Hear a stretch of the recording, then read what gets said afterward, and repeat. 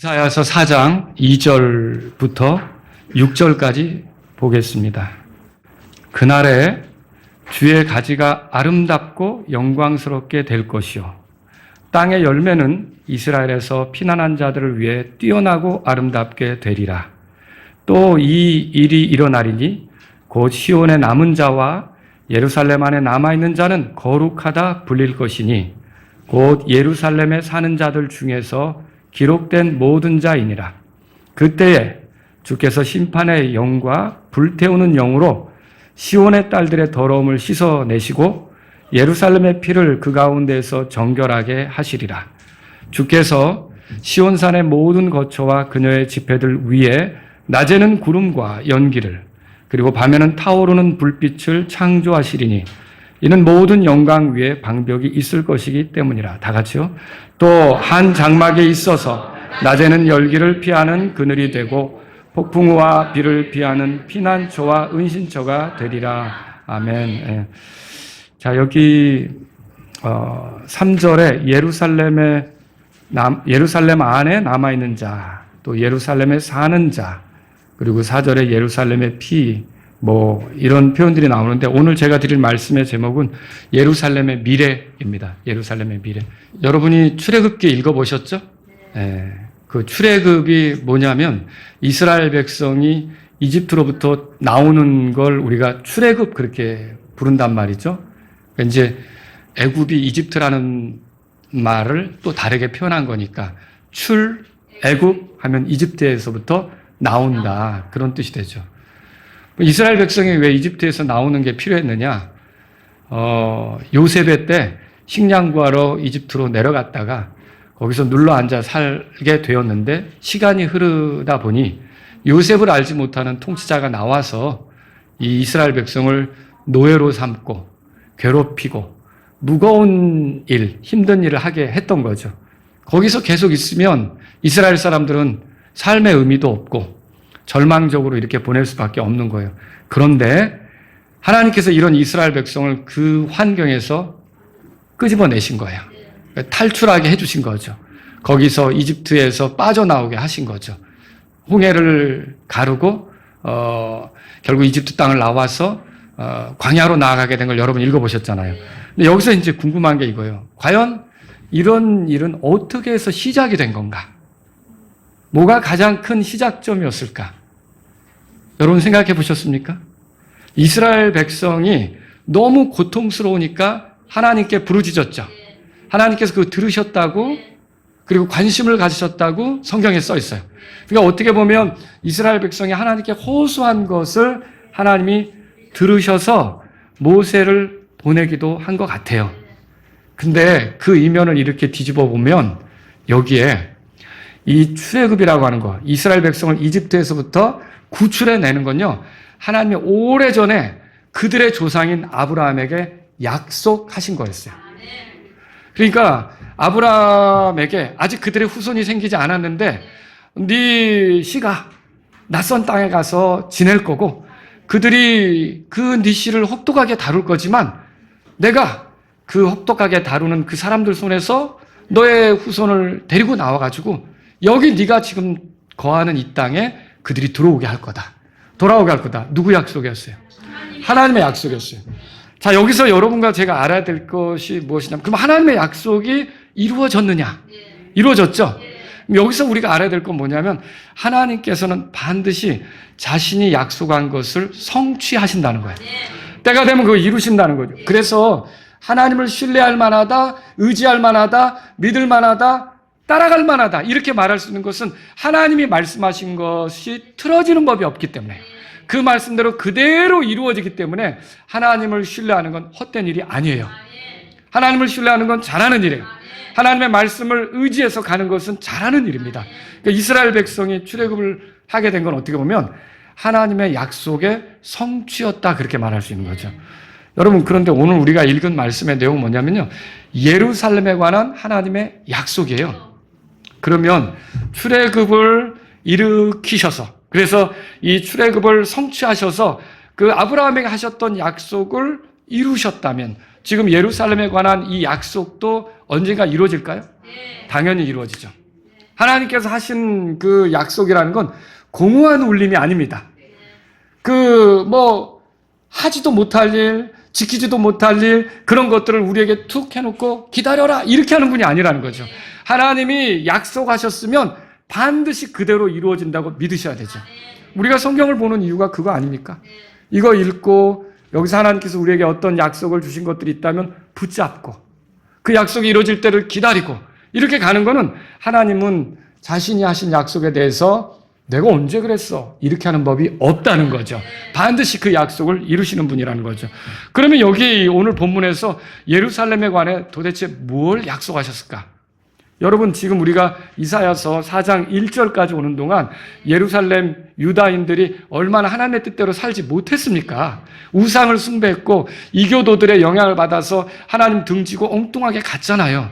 그래서 하나님께서 짐승만도 못하다, 짐승은 주인을 아는데 너희는 어떻게 나에게 그렇게 하느냐, 막 그렇게 시작하셔서 이스라엘 사람들, 유다인들, 예루살렘 사람들이 얼마나 악하게 살았는지를 소개해 오셨죠. 그리고 그들이 끝내는 애곡한다, 지난번에 보셨죠? 남자는 하나인데 여자는 7이 될 거다. 그러니까 이 전쟁으로 인해 많은 남자들이 죽고 여자들이 자기 남편감을 구하기도 어렵고 이런 상황이 될 거다. 이스라엘에 대해서, 예루살렘에 대해서 재앙을 얘기했단 말이죠. 근데 하나님은 여기 2절에서 6절까지를 통해 그런데 이 예루살렘이 앞으로 어떻게 될 건가, 그걸 말씀하신다는 거죠. 그래서 오늘 저하고 여러분이 예루살렘이 이스라엘 땅의 그 중심 도시 아닙니까? 이 예루살렘이 어떻게 될지를 이 말씀을 통해서 한번 살펴보자는 거죠. 한 3가지로 여러분에게 말씀드릴게요. 첫 번째로는요, 앞으로 예루살렘은 메시아를 만날 것입니다. 이게 굉장히 중요한 겁니다. 자, 2절에 보세요. 그날에, 그렇게 시작이 됐죠? 이 그날은 어떤 날이냐면요, 주께서 이스라엘에 대한 심판을 집행하시고 그들을 회복시키는 날을 말하는 거예요. 자, 역사적으로 이스라엘은 앞으로 큰 환란을 앞에 두고 있어요. 여러분, 그리스도인들은 주님이 공중으로 오시면 들림을 받죠. 예, 우리가 그걸 휴거라고 하잖아요. 자, 그리스도 안에서 잠자는 자들은 먼저 일어나서 부활을 통해 주님을 만나러 올라갈 것이고, 그때까지 우리가 살아있다면 죽음을 보지 않고 변화돼서 공중에서 주님 만나겠죠. 자, 그리고 우리는 다 떠나요. 여기서 이제 삶을 정리하고 떠나는 거예요. 주님과 함께 하늘로 들어가는 거죠. 그러면 이 땅에는 어떤 일이 벌어질까요? 예, 요한계시록 6장에서 19장에 보면 극심한 환란이 여기서 주어지는 거죠. 이 환란이 펼쳐지는데, 이 환란은 이제 어떻게 보면 다니엘에게 이스라엘의 시간표를 주님이 말씀해 주셨는데 71회를 얘기해 주셨죠. 그 71회, 1회가 7이라는 수 아닙니까? 자, 이 71회 중에 62일에, 그 다음에 9일에, 9일에 62일에, 이거는 이제 지나갔어요. 69일에는 지나갔고요. 메시아가 와서 우리 죄 문제를 처리했고요. 영원한 의를 가져왔고요. 이거 다 이루었다고요. 근데 마지막 한 일회가 이스라엘을 위해서 남아있는데, 우리가 하늘로 올라가면 이제 이 땅에서 그 일이 펼쳐지겠죠. 근데 그때 얼마나 혹독한 어려움이 이 땅에 임하겠네. 처음에는 적그리스도가 나타나서 평화의 사도처럼 행세를 하겠지만 중간에 돌변해서 자기를 섬기게 할 거고, 또 짐승을 만들어 세워 거기에 경배하게 할 거고, 그리고 자기를 통하지 않고는 경제활동을 하지 못하게 할 거고, 얼마나 어려운 시절을 만들 겁니까?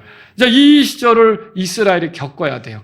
자, 이스라엘은 처음에는 그 평화의 사도가 그리스도인 줄 알고 이제 따랐다가, 이 자가 자기를 경배하게 하고 하나님의 성전에서 예물 드리는 걸 금하게 하고 이렇게 하니까 이 돌변한 걸 보고 유대인들은 결국 우리가 잘못 짚었다, 이는 그리스도가 아니다.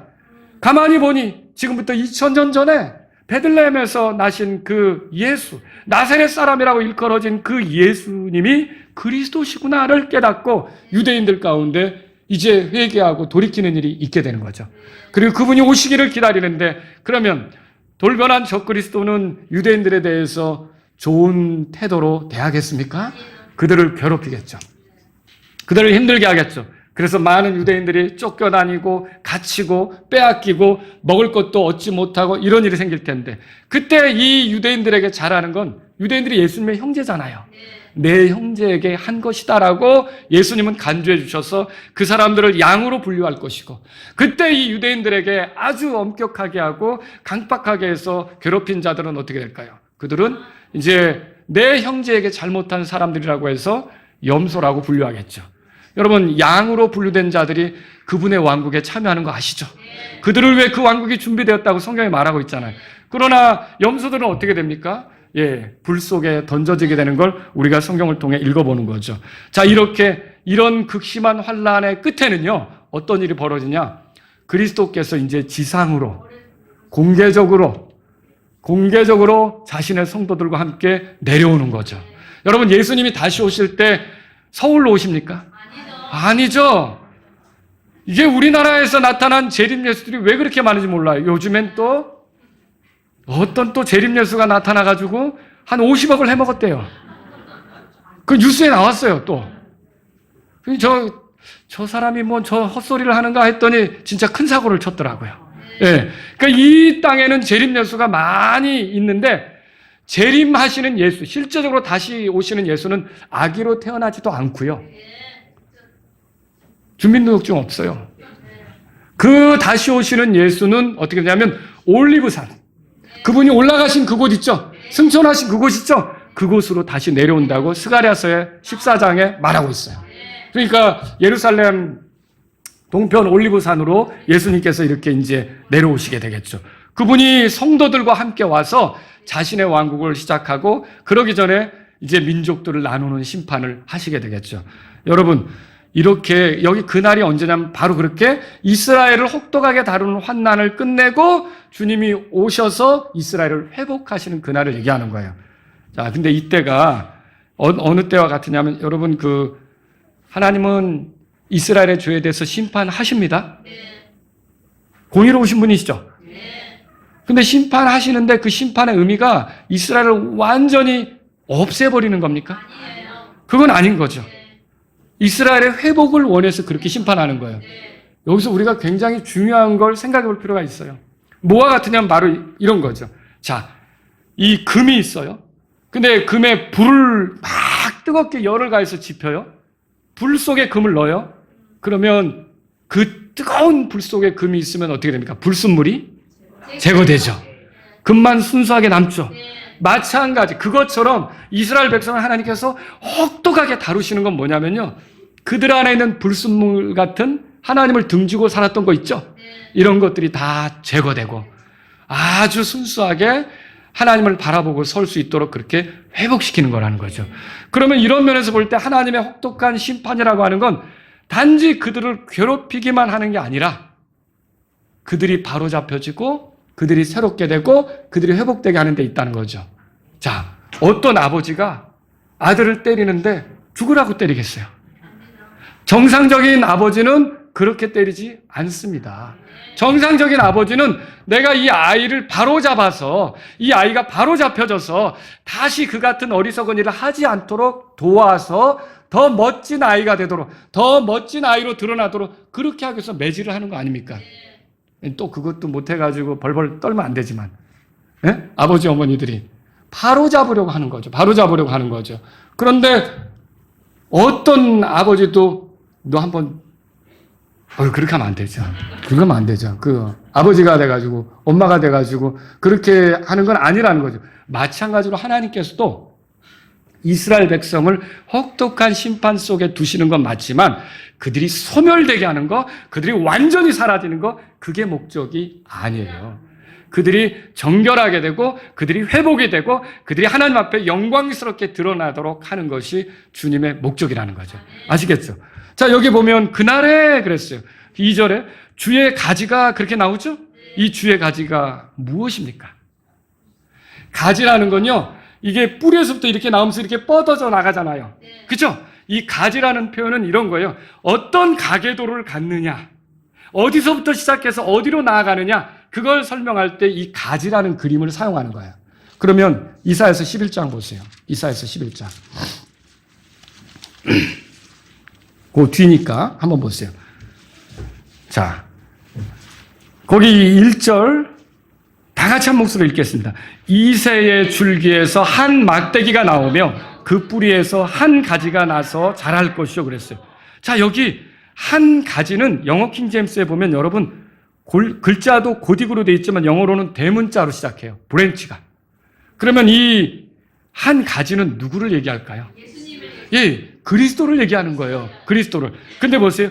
이새의 줄기에서 이 한 막대기가 나온대요. 그럼 막대기는 뭘 얘기할까요? 여러분 그 밑에 보시면요. 4절에 오직 그가 가난한 자들을 의롭게 재판하고 땅에 온유한 자들을 위해 공평으로 꾸짖으리라. 또 자기 입에 뭐라고 돼 있어요? 막대기로. 이 막대기는 통치하고 다스리고 이렇게 이끌고 지배하는 걸 말해요. 목자도 양들을 이끌 때 막대기를 사용하거든요. 그러면 이게 이새의 줄기에서 한 통치자가 나온다는 소리예요. 이새가 누굽니까? 다윗의 아버지죠? 그러면 이새의 줄기에서 한 막대기가 나온다는 말은 뭐냐면 이게 이새의 가문에서 다윗의 후손으로 한 통치자가 나올 거라는 거죠. 누구 얘기하는 거예요? 예수님을 얘기하는 거죠. 그래서 여기에서 그 뿌리에서 한 가지가 나서 자랄 것이다 그랬어요. 그럼 뿌리라고 하는 건 뭐냐면 이게 나무가 어떻게 됐는지 잘려가지고 뿌리, 구루터기처럼 뿌리가 남은 거예요. 그렇죠. 유대 왕가가 무너졌잖아요. 시드기야 때 바벨론이 쳐들어와서 유대 왕족을 다 잡아갔잖아요. 그러면 그 시드기야 이후로 바벨론 포로로 잡혀가서 정말 다윗의 후손 중에 왕 노릇한 사람이 있어요, 없어요? 없죠. 왕이 끊어져 버린 거예요. 그래서 어떻게 보면 뿌리만 남은 것 같은 그 형상이지만 거기서 줄기가 하나 나오는 거예요. 말하자면 여기에 그 뿌리에서 한 가지가 나온다는 거죠. 이 가지가 누구예요? 예수님이죠. 그래서 이건 뭘 얘기하는 거냐면요. 예수 그리스도가 인간적으로 육체적으로 다윗의 자손으로 오신다는 것을 보여주는 거예요. 이 가지가 가계를 보여준다 그랬잖아요.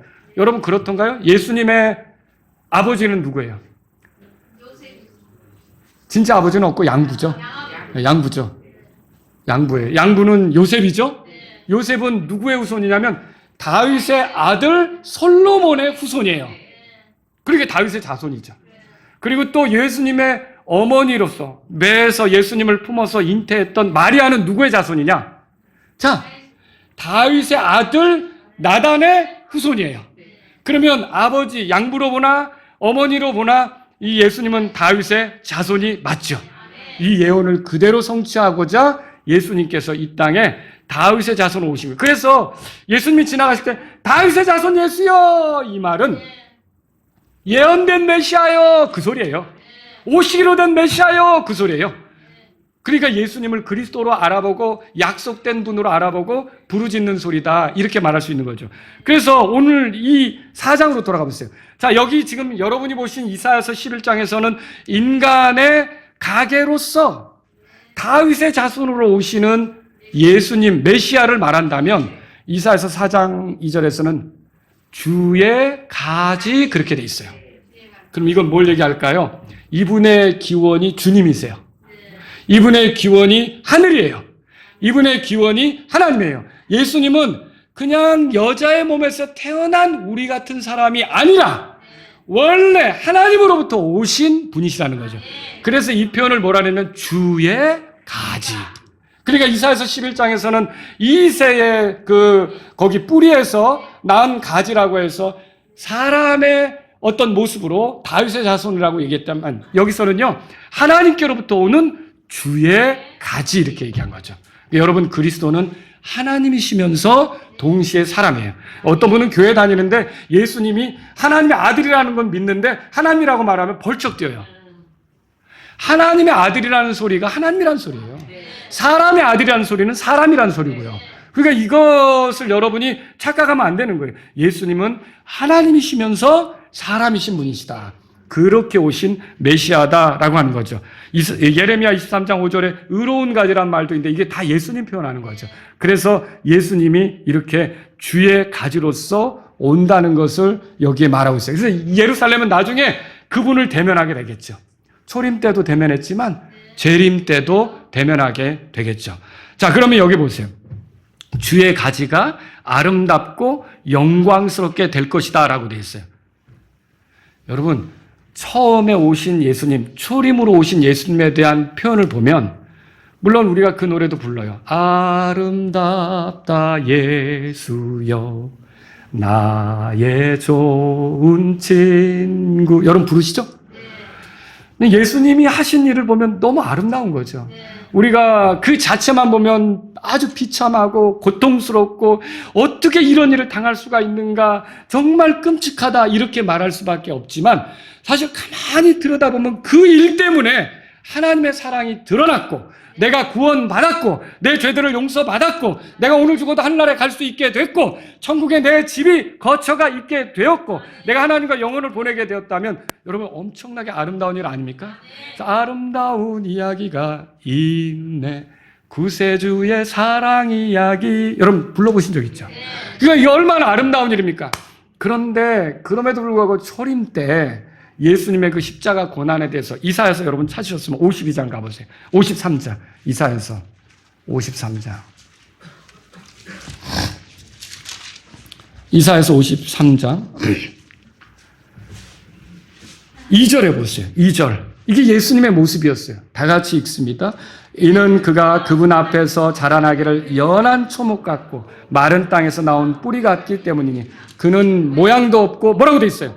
용모의 아름다움도 없으며 우리가 그를 볼 때 우리가 그를 흠모할 만한 아름다움이 없도다. 예수님이 얻어맞으시고, 예수님이 채찍에 맞으시고, 예수님이 등이 찢기시고, 예수님이 그 사람들에게 침뱉음을 당하시고, 예수님이 십자가에 매달리고, 이런 걸 볼 때 와, 아름답다. 와, 나도 저분처럼 되고 싶다. 여러분 정말 그런가요? 예, 어떤 분은 예수님처럼 우리도 십자가를 지고 가야 되지 않습니까? 라고 하는데, 십자가를 져야 된다고 말은 하면서, 이 예수님이 그게 아름다운 일이었다라고 말하면서 정작 자기에게 굴욕적인 게 오면 나를 이같이 대? 여러분 그러지 않습니까? 누구도 당하기 싫은 모습을 예수님이 우리를 대신해서 당한 거 아닙니까? 거기 아름다움이 있었어요. 흠모할 만한 어떤 것도 없었다고 돼 있어요. 그런데 이 예수님이 죽음으로 끝났습니까? 십자가에서 피 흘리고 무덤에 묻힌 걸로 끝났습니까? 예수님의 무덤은 없잖아요. 어디 있는지도 모르잖아요. 왜 우리 조선 왕조들은 다 죽으면 무덤에다 이렇게 잘 모셔두잖아요. 예수님 그럴 필요 있어요? 왜 예수님에게 무덤 필요 없어요? 부활하셨잖아요. 살아나셨잖아요. 그분은 부활하셔서 영광 중에 계셔요. 승천하신 거죠. 지금 하늘의 영광 중에 계시고, 오실 때도 영광 가운데 영광 중에 오신다는 거 아십니까? 그리고 오시면 마태복음에서 뭐라고 얘기했냐면 이 영광의 왕자에 앉으신다고 말했어요. 여러분 예수님이 초림 때는 굉장히 비참한 모습을 보여줬지만 다시 오실 때는 영광 가운데 오시는 거예요. 아름다운 모습으로 오시는 거예요. 위엄 가운데 오시는 거예요. 권능으로 오시는 거예요. 이런 예수님을 예루살렘은 대면하게 될 거라는 거죠. 이런 메시아를 예루살렘은 맞이하게 될 거라는 거죠. 왕으로서 왕들의 왕, 주들의 주로 오셔서 통치하게 될 그 예수님을 대면하게 될 거라는 거죠. 이사야서 4장으로 돌아가 보시죠. 그거의 얘기가 주의 가지가 아름답고 영광스럽게 될 것이요, 그렇게 말한 거죠. 그리고 땅의 열매는 이스라엘에서 피난한 자들을 위해 뛰어나고 아름답게 되리라 그랬어요. 여러분 그 위에 가면 26절 3장 26절에 시온의 성문들은 슬퍼하며 애곡할 것이요, 또 시온은 황폐하여 뭐라고 그래 있죠? 땅에 주저앉으리라. 예, 시온은 황폐하게 된다고 돼 있어요. 그런데 예수님이 오시면 땅이 회복이 되고요. 여러분 우리는 부활해서 그 땅을 밟겠지만, 자, 환난을 통과하고 들어간 사람들은 거기서 농사 짓는다 그랬죠? 그죠? 그거 이사야서 2장으로 가보세요. 이사야서 2장에. 이사야서 2장에. 2절에 보세요. 마지막 날들에 이 일이 일어나리니. 그날에 일어날 일이에요. 곧 주의 집에 산이 산들의 꼭대기에 세워지고 언덕들 위로 높여지리니 모든 민족들이 그리로 모여들리라. 민족들이 모여들어서 심판받겠죠. 많은 백성이 가며 말하기를 너희는 오라. 우리가 주의 산에 오르며 야곱의 하나님의 집으로 오르자. 그분께서 자신의 길들을 우리에게 가르치실 것이며 우리는 그분의 행로들로 걸으리라 하리니 이는 법이 시온에서 나갈 것이며 주의 말씀이 예루살렘으로부터 나갈 것이기 때문이라. 예, 주님이 오셔서 다스리는 세상에서 수도가 어디예요? 뉴욕이에요? 아니에요. 서울이에요? 도쿄예요? 예루살렘이 되는 거죠. 거기 주님이 거기로 오시는 거죠. 거기에 성전을 또 일으키실 거예요. 제3성전은 마지막 때 환란 시절에 이제 지진과 이런 걸로 다 파쇄되고 주님이 다시 에스겔서에 말한 그 성전을 다시 짓겠죠. 이 성전이 일어날 때 거기가 중심지가 되는 거죠. 그런데 4절 다 같이 읽겠습니다. 4절 그분께서 민족들 가운데서 심판하시며 많은 백성을 꾸짖으시리니 그들이 자기들의 칼을 두들겨 쟁기날을 만들고 자기들의 창들을 낫으로 만들리라. 민족이 민족을 대항하여 칼을 들지 아니하며 다시는 그들이 전쟁을 배우지 아니하리라. 자, 이게 마지막 때 몰려온 사람들이 옛날에 전쟁할 때 쓰던 걸 뭘로 만들어요? 농기구로 만들죠. 그럼 그들이 뭐 한다는 얘기예요? 농사 짓는다는 거죠. 왜 농사 짓는 거예요? 환란을 통과하고 들어간 사람들은 육체를 가지고 있기 때문에 농사 짓고 먹고 살아야 되는 거죠. 그러니까 여러분과 저는 통치자로서 그들을 다스리기 위해 들어갈 기회가 지금 있지만 이 고집스러운 이스라엘과 환란을 통과한 사람들은 어때요? 거기서 이제 백성으로서 살아가게 되겠죠. 여러분, 이렇게 될 때 이 땅의 열매가 어떻게 되느냐? 오늘 이사야서 4장에는 이스라엘에서 피난한 자들을 위해 뛰어나고 아름답게 되리라 그렇게 돼 있어요. 그리스도가 오셔서 땅이 회복된 뒤에 자, 재앙으로는 여러분 하나님이 우리를 이스라엘을 치실 때 사용한 게 뭐예요? 칼, 기근, 역병 요 세 가지라 그랬죠. 기근은 뭐예요? 하나님이 주시는 재앙이죠. 근데 이때 땅의 열매가 이스라엘의 피난한 자들을 위해 아름답게 된대요. 야, 이런 일이 벌어진다는 거죠. 얼마나 멋진 일입니까? 이것이 그들이 메시아를 만날 때 경험하게 될 일이에요. 그러면 이 예루살렘은 그렇게 해서 불타고 성전이 무너지고 바벨론 때문에 침공을 받아 괴롭힘 당했고 로마 제국에 의해서 또 무너지고 파괴돼서 지금은 예루살렘에 가면 성전이 있어요? 없어요? 없죠? 이렇게 황폐하게 됐고 하지만 그걸로 끝이냐?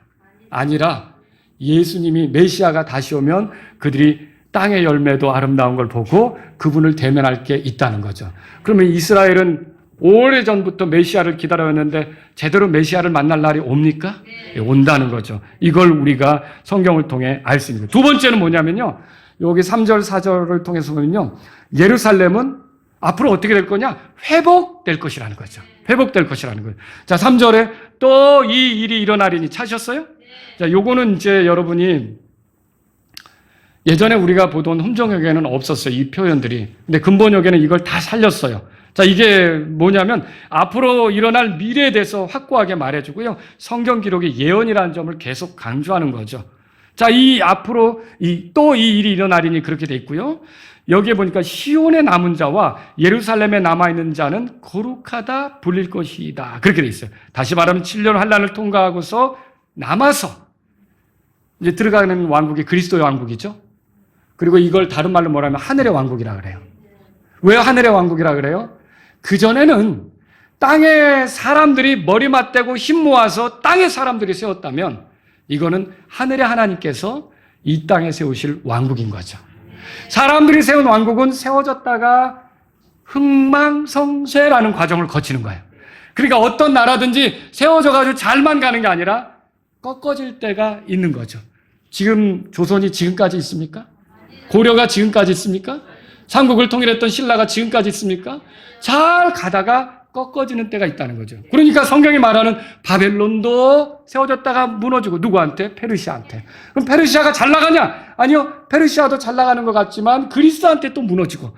그리스가 그럼 잘 나가느냐? 로마한테 또 무너지고. 이렇게 해서 모든 이 땅의 사람들이 머리 맞대고 힘 모아서 세운 왕국들은 때가 되면 다 무너지는 거예요. 그런데 하늘의 하나님께서 세우시는 왕국은 그런 왕국하고는 차원이 다릅니다. 이 왕국은 모든 왕국을 물론 이제 물리치고 결국은 어떻게 되면 이 왕국이 세워지게 되는데 이 왕국의 왕이 누굽니까?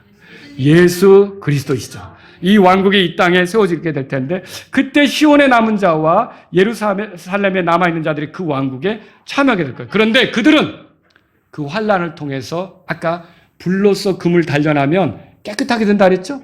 그런 것처럼 이 혹독한 어려움을 이제 어떻게 보면 큰 환란도 있고 수천 년 동안 이렇게 겪으면서 이 사람들이 어떻게 됐냐면 정화된 거예요. 그래서 그들에 대해서 뭐라고 부르냐면 거룩하다 불릴 것이다. 여러분 찾으셨어요? 그렇게 써 있는 거죠. 그리고 그들은 어떻게 되냐면요. 여기 곧 예루살렘에 사는 자들 중에서 기록된 모든 자이니라.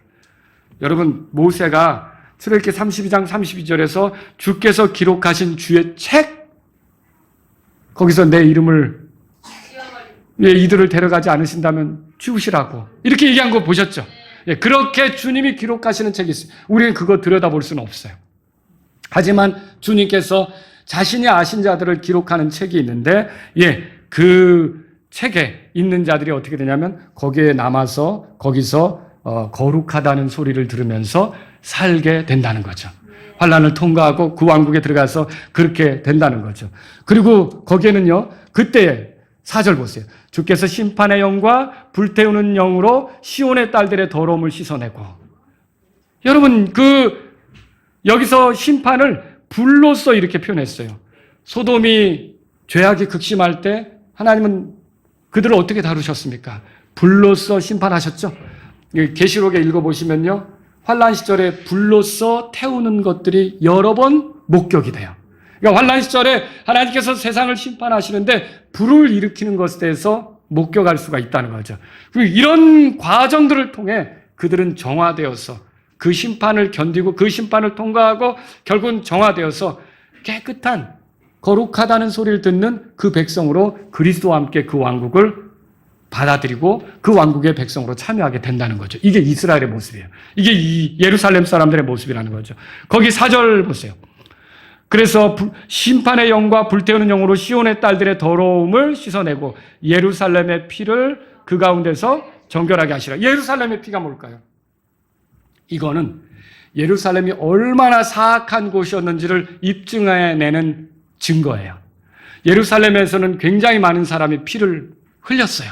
이 부당하게 피를 흘렸던 거죠. 그래서 예수님도 뭐라 그랬냐면요, 예언자들을 죽이고 주께서 그들에게 보낸 자들을 돌로 쳤다고 지적하셨고요.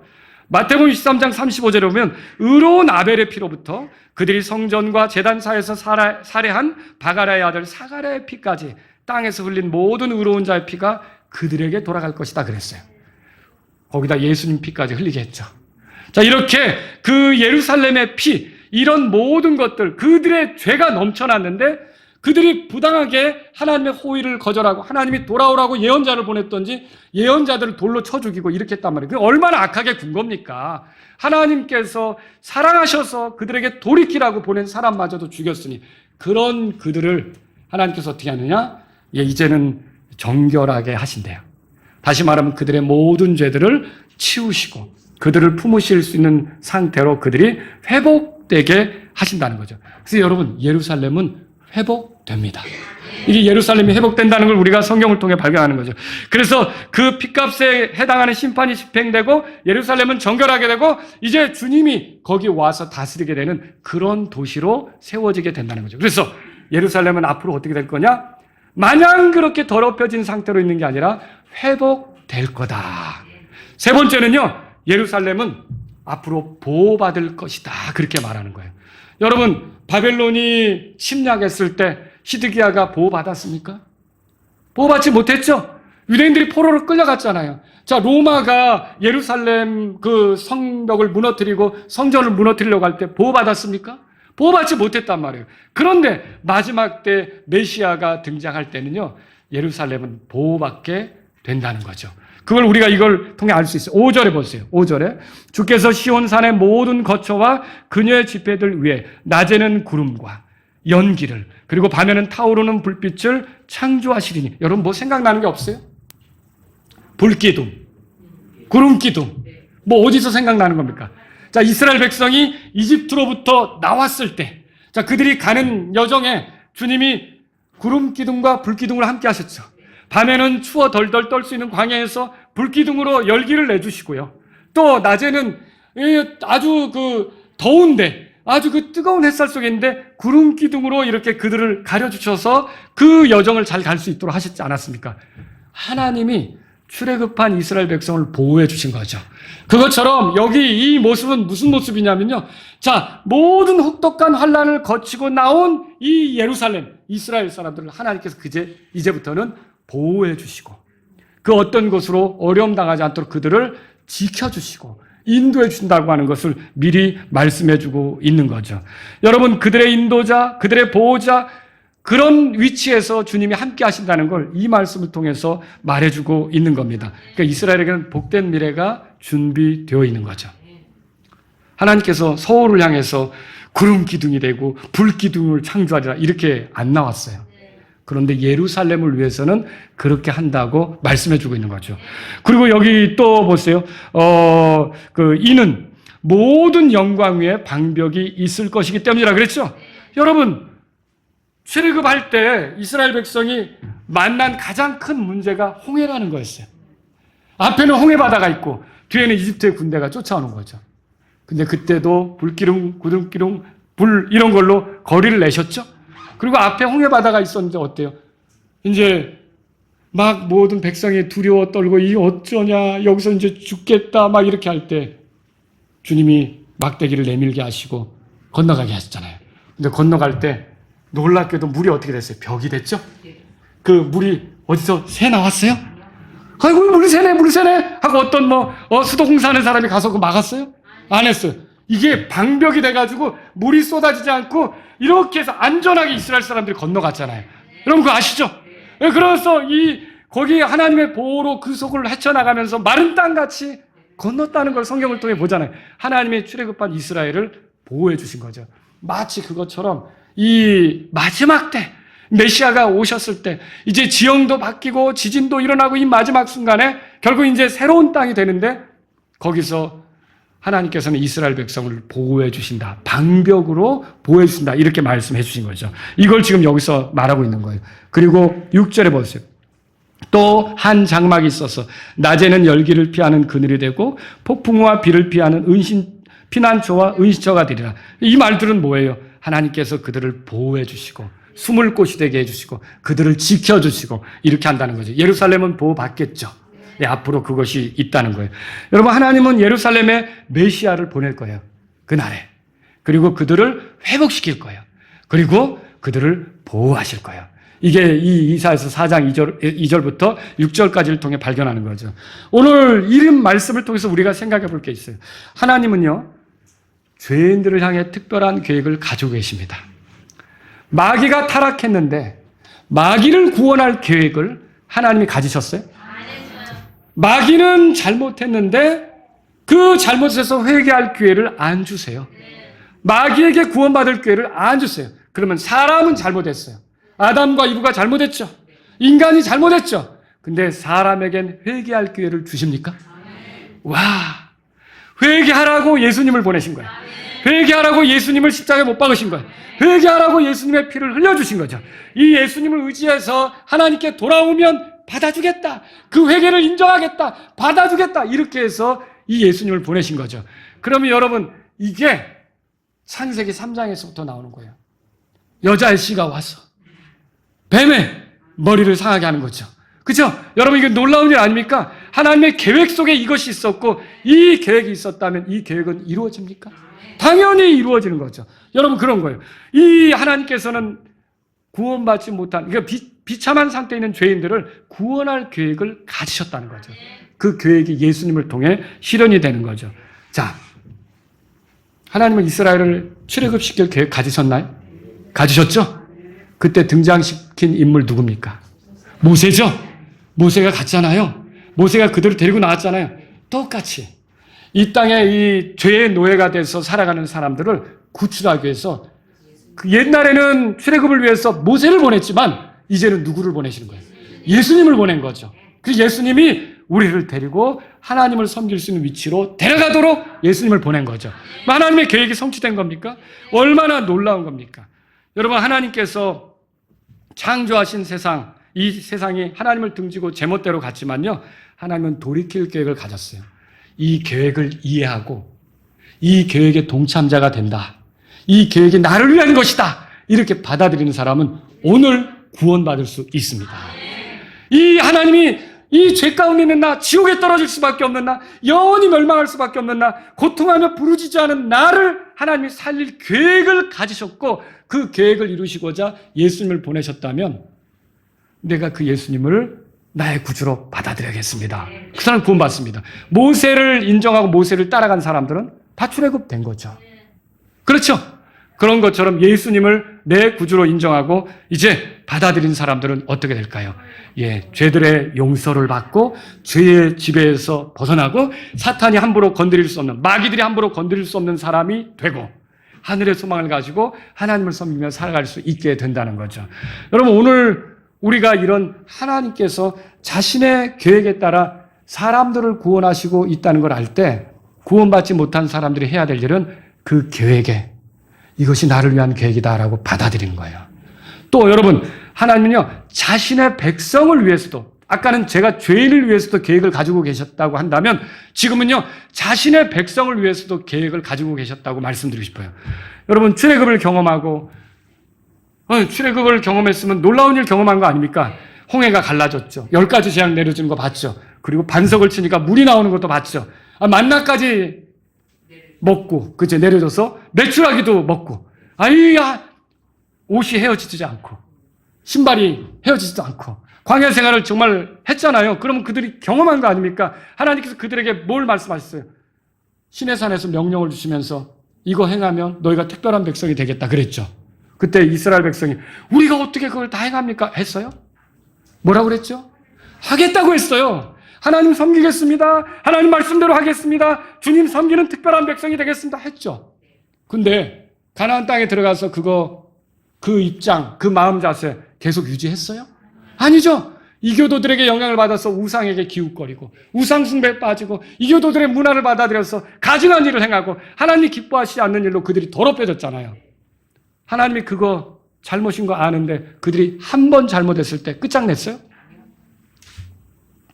하나님이 기회를 주셨죠. 예언자들을 보내셨죠. 돌이키라고 하셨죠. 또 너무 말을 안 들으면 어때요? 하나님께서 또 이방 민족에게 파셨죠. 그 이방 민족이 괴롭혔잖아요. 그때 또 죽겠다고 하나님 잘못했어요. 하면 하나님은 어떻게 하죠? 사사를 보내죠. 재판관을 보내죠. 그래서 또 구출했잖아요. 그러면 구출해주면 정말 하나님의 뜻대로 살아야죠. 그런데 또 살만하니까 또 엉뚱한 짓 해요. 우상 앞에 가서 절하고 또 엉뚱한 짓, 이상한 문화 받아들여서 음란한 짓 하고 막 이렇게 한다는 거예요. 그러니까 또 하나님이 어떻게 하시죠? 또 이방 민족에 팔아요.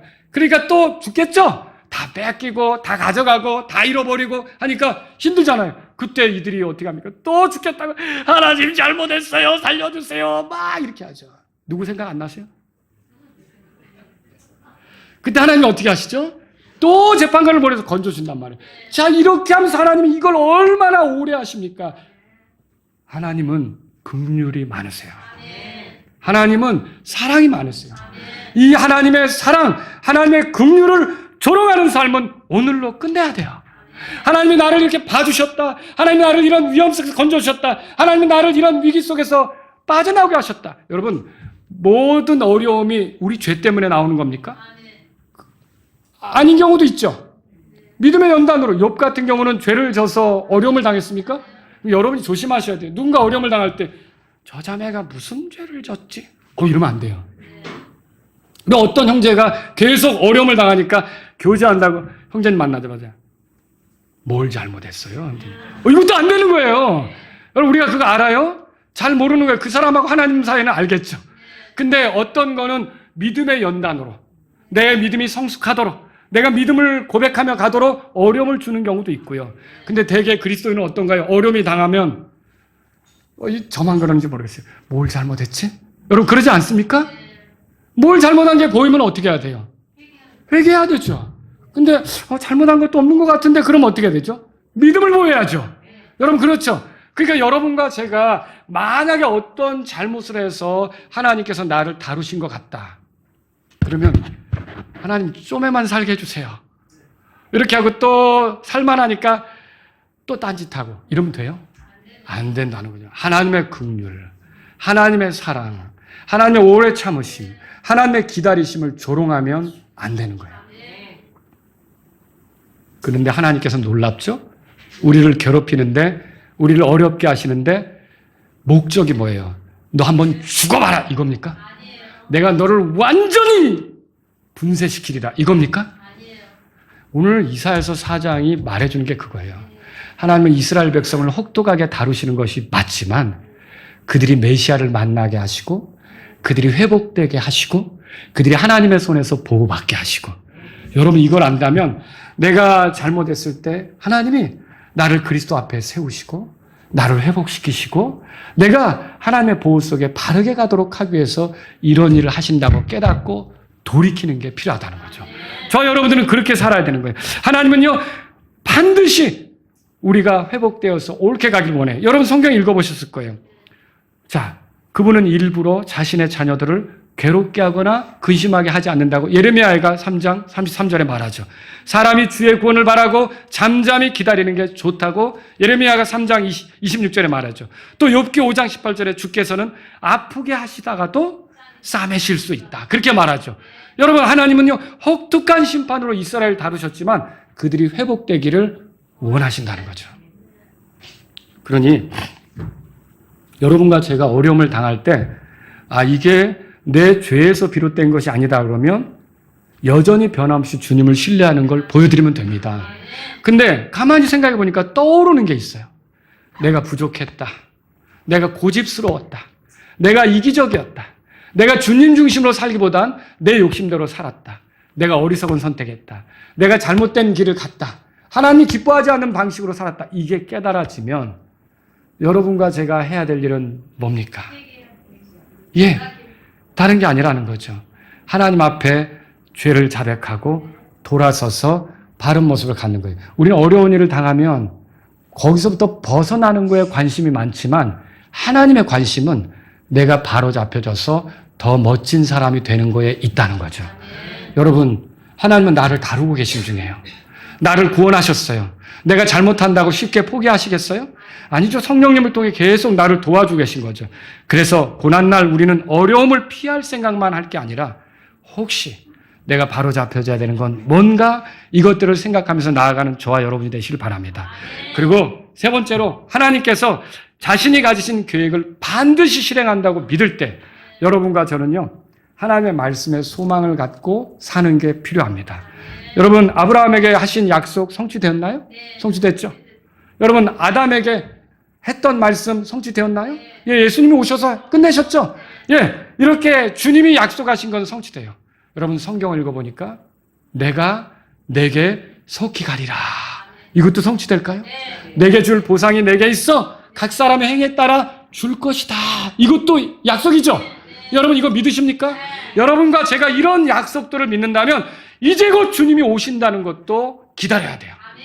그냥 세상에 빠져서 세상의 엉뚱한 것에 마음 빼앗겨서 그냥 이 땅이 전부인 것처럼 살 게 아니라 주님이 오시고 있고 주님이 나를 찾아오시고 있고 주님이 다시 이 땅으로 오시려고 한다면 여러분과 저는 어떻게 합니까?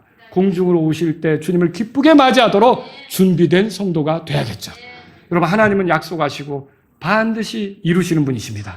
그렇다면 저와 여러분들은요 그분의 약속에 대해서 가볍게 생각하지 말아야 됩니다. 그리고요 그분이 뭐라고 약속했는지 제대로만 알면 소망이 생겨요. 그렇지 않습니까? 나 맨날 당하는데요. 아니 저 사람들이 나를 얼마나 괴롭히는지 몰라요. 그러면 주님은 원수를 위해서 기도하라 그랬는데 대책이 뭐예요? 아니 원수를 갚지 말라고 하고 대책이 뭐예요? 여러분 성경을 가만히 보시면 원수 갚는 것은 누가 하신다고 그랬어요? 하나님께서 하신다고 그랬어요. 여러분 하나님께서 치시면 그거 큰일 납니다. 여러분이 오히려 여러분에게 해롭게 한 사람들을 위해 회개하도록 기도하는 게 필요하죠. 그 사람이 하나님께 맞아봐요. 못 추릴걸요? 큰일 나잖아요. 여러분과 저는 그 사람을 위해서 기도하고 그 사람이 회개하도록 기회를 가져야 되는 거죠. 여러분 이걸 우리가 알 필요가 있어요. 그래서 하나님의 말씀이 약속이 되어서 우리에게 올 때는 우리가 근심하며 속상해하며 걱정하며 살 필요가 없게 되는 거죠.